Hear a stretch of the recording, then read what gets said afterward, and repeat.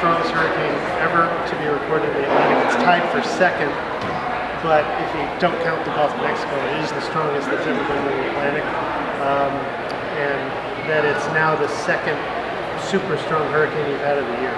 Luckily for Texas, we just had a very powerful cold front come through kind of early for this time of year. And that's going to serve to actually kick the hurricane out. It'll make it hook towards the north and east before it can hit Texas. So we're actually lucking out.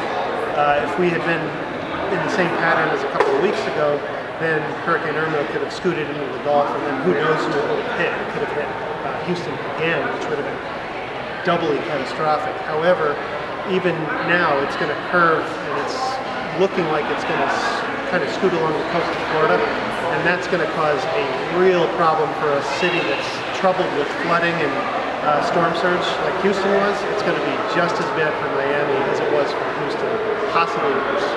To be proactive, we've got to follow the evacuation procedures, and that'll reduce the loss of life. And any preparations you can make with your belongings. Clearly there's going to be a flooding problem, and to reduce the amount of damage that you have, try and getting stuff out, getting it above into the highest floors of your house, although in this hurricane, who knows if your house is even going to be there afterwards.